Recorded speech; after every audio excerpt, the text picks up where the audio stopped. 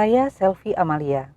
Saya bukan asli Jawa Barat, tapi saya jatuh cinta pada kota Bogor sejak puluhan tahun lalu.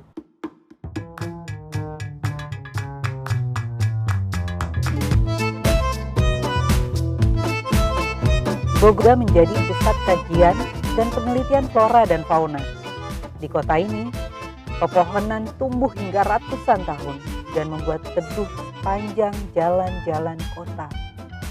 Di Bogor juga terdapat sejumlah museum yang menyimpan kajian penelitian tentang kekayaan flora dan fauna Indonesia. Bu, kita lagi ada di Museum Zoologi Bogor. Fungsinya apa aja? Ini museum ini kan letaknya di Kebun Raya Bogor ya.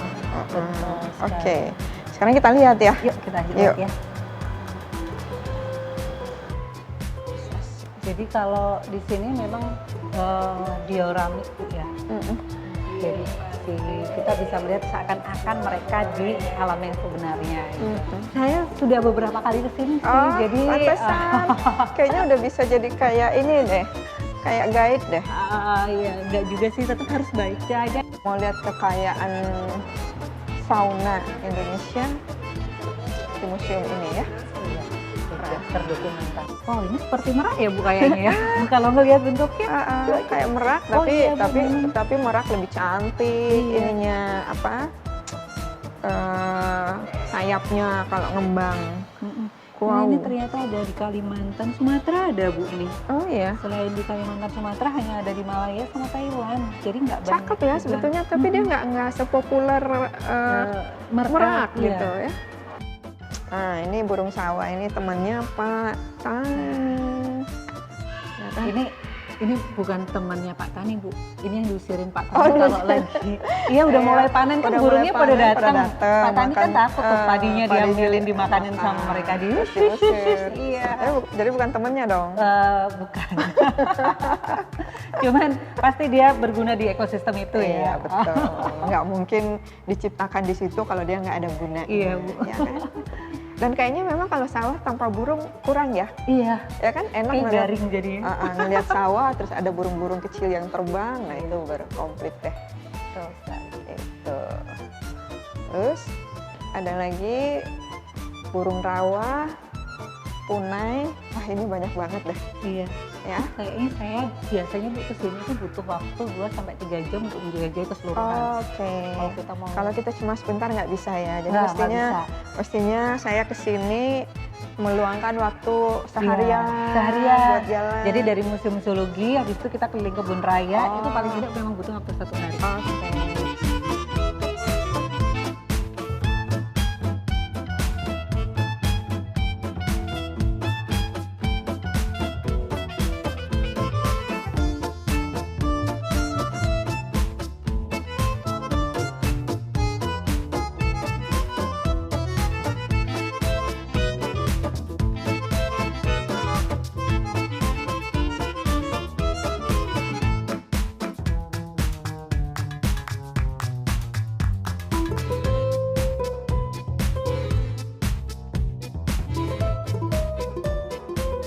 Kita udah selesai nih Bu, jalan-jalan ke kebun raya. Seru ya? Seru. Dan kita juga udah lihat istana. Ya. Kita udah nongkrong tadi di belakang istana ya.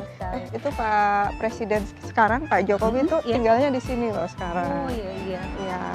Dia nggak bawa kendaraan, ibaratnya nggak usah khawatir. Ke sini dia bisa ikut mobil wisata untuk keliling. Iya. Jadi itu benar-benar keliling sampai kebun raya, karena kalau kita jalan kaki nih keliling kebun raya itu nggak cukup 1 jam. Capeknya ya. Itu sama aja kayak lari, olahraga paling tidak 2 jam. Wih. Itu pun mungkin ada tempat-tempat yang belum terjelajahi. Iya. Dan di sini sebetulnya pepohonan yang usianya sudah ratusan tahun ya. Iya. Aduh, benar-benar deh ini jadi jantungnya Bogor dan mungkin jantungnya Jawa Barat malah. Iya. Jadi ini juga sebagai hutan kota sih, Hutan kalau kota, di ya. Bogor, karena memang beradanya benar-benar di tengah kota Bogor tuh. Yang tadi dari kita Pupuk Kujang itu lingkarannya ya kebun raya ini dan istana yang menjadi senternya gitu. Makanya sebenarnya kenapa Bogor menjadi istimewa sekali ya, beruntung banget kan. Nggak banyak kota di Indonesia yang punya ada kebun rayanya, lalu ada istana presiden di dalamnya. Ya makanya Bogor tuh top deh. Pokoknya sebagai orang Indonesia harus suatu saat harus ada di sini dan jalan-jalan di sini. Jadi intinya Bu, kalau misalnya ada kegiatan atau apa di Jakarta, jangan lupa mampir ke Bogor. Iya. Karena kan sebenarnya nggak jauh-jauh banget. Nggak jauh banget. Selain tolnya lancar, kereta juga sekarang udah nyaman. Benar. Oke. Kita pulang ya. Iya. Bukan pulang, lanjut perjalanannya. Iya. Aku masih pengen lihat Bogor nih. Oke. Iya.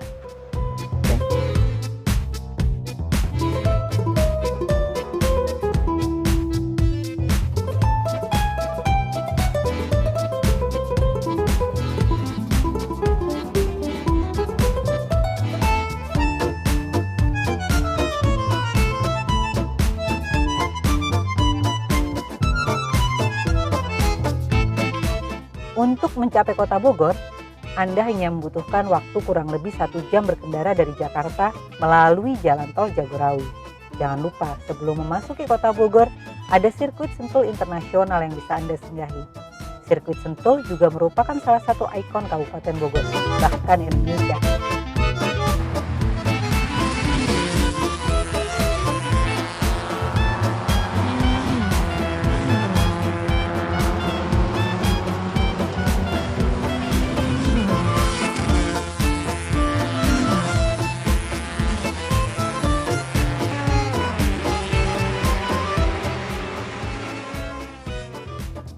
Oh iya, keluar dari kota Bogor sedikit, Anda akan menemukan banyak sekali destinasi wisata yang masih berada di wilayah Kabupaten Bogor.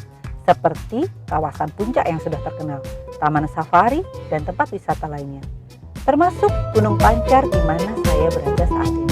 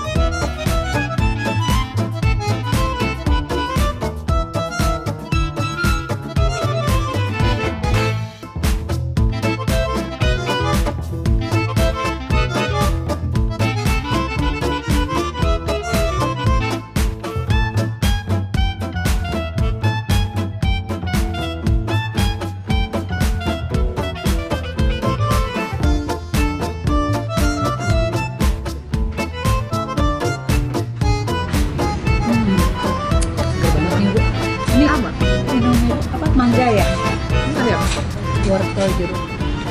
Habis jalan-jalan di Gunung Pancar ya. Biasanya tadi haus, minumannya nggak terlalu ini sih. apa kulinernya memang harusnya nyarinya di Bogor ya. Iya. Di gunung ya. Kalau di gunung yang ada Tapi asik tadi tempatnya. Buat apa namanya? Buat keluarga ya. Iya.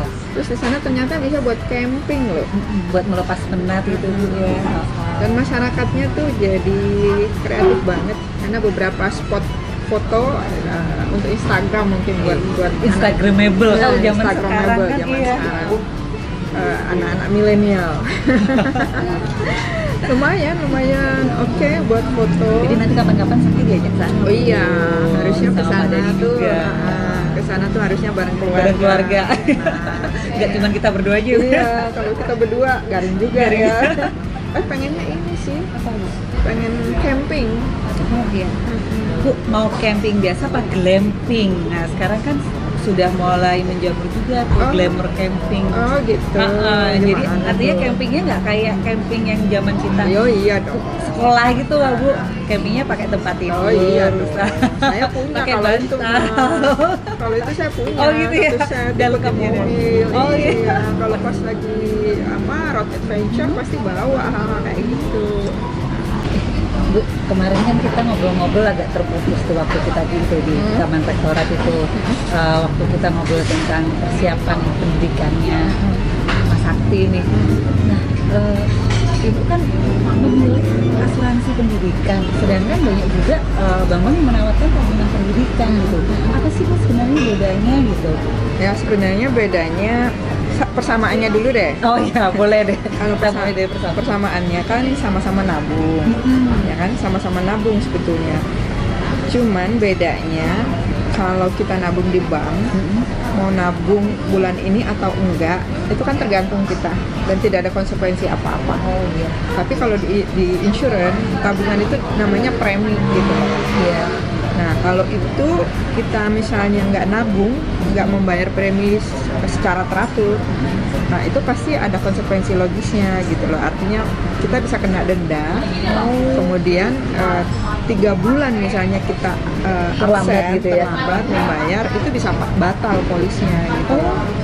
Tapi sebetulnya itu bukan, menurut saya sih bukan kelemahan, justru dengan cara itu kita malah jadinya menabungnya itu jadi teratur, jadi disiplin. Kayak menabung dipaksa gitu ya Bu ya, menabung tapi demi dipaksa, kebaikan demi kita sendiri gitu ya. Dan itu nggak bisa ditarik sesuka kita. Kalau Terutama mungkin bagi orang-orang yang kalau melihat isi tabungan banyak, belanja gitu ya Bu ya. itu dia. Kalau itu Kayak saya gitu Bu ya, nggak bisa lihat uang di tabungan gitu ya. jadi itu kita nggak bisa narik kan. Iya, iya. Kalau di tabungan kan misalnya bulan ini yang tadinya kita alokasikan untuk pendidikan bisa aja tiba-tiba ada kebutuhan lain. Iya. Terus habis itu kita ambil, Betul, ya betul. kan? Iya. Jadi kita akhirnya nggak disiplin. Itu insurance itu menurut saya lebih mendisiplinkan kita menabung, kemudian nggak bisa ditarik tabungan itu. Iya. Jadi benar-benar untuk kebutuhan pendidikan. Jadi direncanakan untuk pendidikan. Kebutuhan pendidikan itu yang pertama. Terus yang kedua, kalau di tengah jalan terjadi risiko, Iya. kalau tabungan misalnya kita nabung tadinya kan pengen punya dana untuk pendidikan tuh 100 juta misalnya. Iya. Tahu-tahu ada situasi di tengah jalan yang kemudian misalnya orang tua meninggal, kita nggak Iya. minta ya. Iya. Dan tabungannya baru mungkin sekitar 30 jutaan. Ya udah stop sampai di situ gitu loh. 70 jutanya ya Nggak ada. Nah, kalau di insurance udah jelas. Begitu risiko itu ada, tetap Iya. aja 100 juta sebagaimana rencana kita di awal. Jadi terimanya tetap segitu. Jadi anak terjamin, Terjamin. dana pendidikan. Meskipun sebenarnya ya itu sih nggak kita harapkan Iya. ya resiko itu. Tapi sebenarnya kan kalau memang katakanlah orang tua meninggal itu pasti kan memang ada biaya yang dikeluarkan ya. Iya. Ya. Gitu dah. Oke, oke.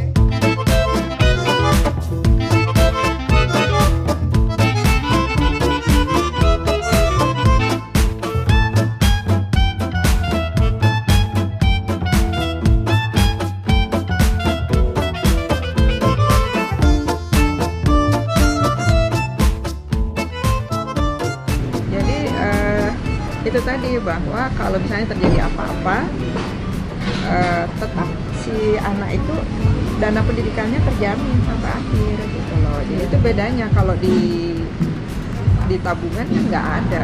Iya, iya. Jadi begitu yang nabung nggak ada, ya udah. Selesai. Iya, iya benar-benar, berarti memang asuransi pendidikan itu penting banget ya buat orang tua yang udah punya anak. Yang kita, ya namanya resiko itu pasti ada. Kita nggak tahu kapan itu terjadi. Yang penting kita siap-siap. Iya. Ini makanan nih sayang. Iya, udah nyampe. Harus dinikmati. Mari kita cicipin Yuk, yuk. coba yuk. Iya,